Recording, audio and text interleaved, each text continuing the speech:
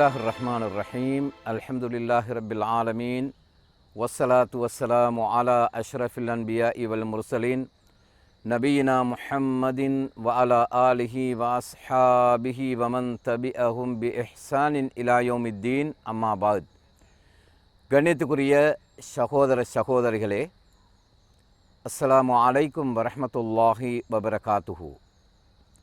அருள் நிறைந்த ரமலான் மாதத்தில் நாங்கள் அல்லாஹு தாலாவிடமிருந்து ரஹ்மத்தையும் மகஃபிரத்தையும் இத்துக்கும் மினன்னார் நரக விடுதலையையும் எதிர்பார்த்திருக்கின்ற இந்த காலகட்டத்தில் அல்லாஹு தாலா அந்த கூட்டத்தில் நம் அனைவர்களையும் ஆக்கி அருள வேண்டும்.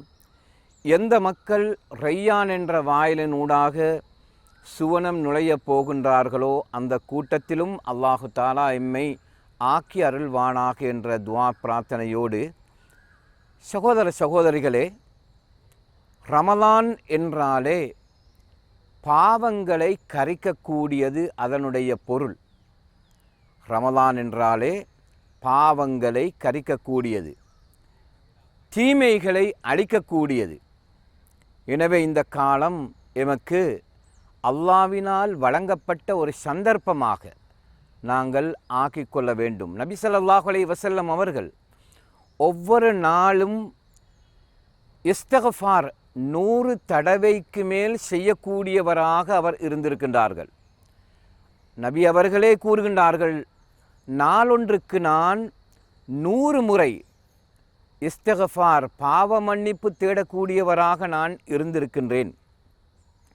சதாகாலம் தவறுகளோடு நாங்கள் இருக்கின்ற நாம் இயலுமான வரை அதிலிருந்து விடுபட்டு எம்மால் நிகழக்கூடிய தவறுகளுக்கு, பாவங்களுக்கு அல்லாஹு தாலாவிடம் நாங்கள் அதற்குரிய விமோசனத்தை தேடக்கூடியவர்களாக, குறிப்பாக ரமலானுடைய காலத்தில் பாவ மன்னிப்பை அதிகமாக செய்யக்கூடியவர்களாக எங்களை நாங்கள் ஆக்கிக்கொள்ள வேண்டும்.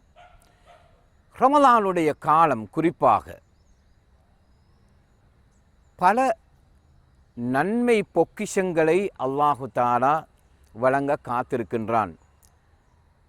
இந்த காலத்திலே நாங்கள் செய்கின்ற அமலுக்கு பல நன்மைகளையும் அல்லாஹ் தருகின்றான்.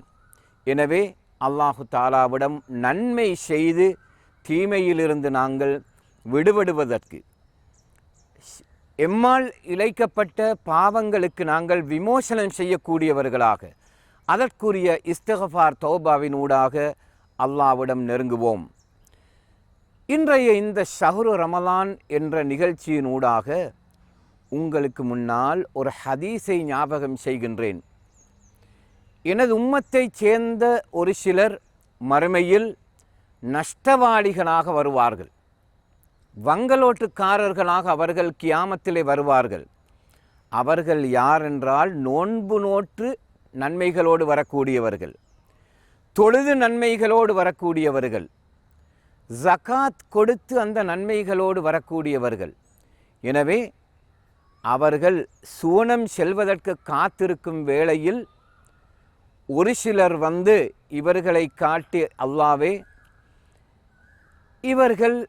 இவர் எம்மை பற்றி படுதூறு சொன்னார்கள், எம்மை பற்றி பொய்யுரைத்தார்கள், எமக்கு ஏசினார்கள், இவர் எமது சொத்தை அபகரித்தார், இரத்தத்தை அநியாயமாக ஊட்டினார் என்று அவரவர்களுக்கு இழைக்கப்பட்ட தவறுகளை அல்லாஹு தாலாவிடம் ஆரம்பத்தில் நன்மைகளோடு வந்து சுவனம் செல்ல காத்திருக்கக்கூடிய மக்களை காட்டி சொல்லும் நேரத்தில் அல்லாஹு தாலா நீதமானவன், அநீதி இழைக்கப்பட்டவர்களுக்கு இவர்களுடைய நன்மைகளை எல்லாம் எடுத்து கொடுப்பான். யாருடைய நன்மைகள் தொழுது நோன்பு நோற்று ஜகாத்து செய்து சுவனம் செல்ல காத்திருக்கக்கூடியவர்களுடைய நன்மைகளை யாருக்கு இவரின் மூலமாக அநீதி இழைக்கப்பட்டதோ அவர்களுக்கு பிரித்து கொடுக்கப்படும். இறுதியில் கொடுப்பதற்கு நன்மை கிடையாது. இன்னும் ஒரு சிலர் வந்து தங்களுக்கு இழைக்கப்பட்ட அநியாயங்களை பற்றி, அநீதிகளை பற்றி அல்லாஹு தாலாவிடம் முறையிடும் பொழுது படைத்த ரஹ்மான் இவர்களிடமிருந்து கொடுப்பதற்கு எந்த நன்மையும் இல்லாத சந்தர்ப்பத்தில் வந்தவர்களின் பாவங்களை இவருக்கு கொடுக்கப்பட இவர்கள் நரகத்திலே தூக்கி எறியப்படுவதாக நபி ஸல்லல்லாஹு அலைஹி வஸல்லம் அவர்கள் சொன்னார்கள். அதுதான் உம்மத்திலே இருக்கின்ற வங்கலோட்டுக்காரன். நபி அவர்களுடைய உம்மத்திலே கியாமத்து நாளையிலே வருகின்ற நஷ்டவாளி என்பதனை நபி ஸல்லல்லாஹு அலைஹி வஸல்லம் அவர்கள் சொன்னார்கள். எனவே பாவ மன்னிப்பை தேடுகின்ற நாம் இரு பகுதிகளாக நாங்கள் பிரித்து பார்க்கலாம். ஒன்று அல்லாஹ்வோடு சம்பந்தப்பட்ட தவறுகள், பாவங்கள். அதனை அல்லாஹ் இணையை தவிர அனைத்தையும் மன்னிக்கக்கூடியவன், ஷிருக்கை தவிர எல்லா பாவங்களையும் மன்னிக்கக்கூடியவன்.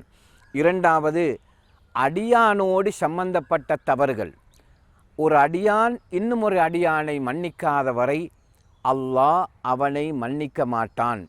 எனவே இந்த காலத்திலே வாழுகின்ற நாம் அல்லாஹு தாலாவிடம் சிறந்த அடியார்களாக இந்த நோன்பின் மூலமாக நோன்பு நோன்பிலே நன்மை செய்து பாவங்களுக்குரிய பரிகாரங்கன்று நல்லவர்களாக மாறுவதற்கு ஒரு சந்தர்ப்பம்.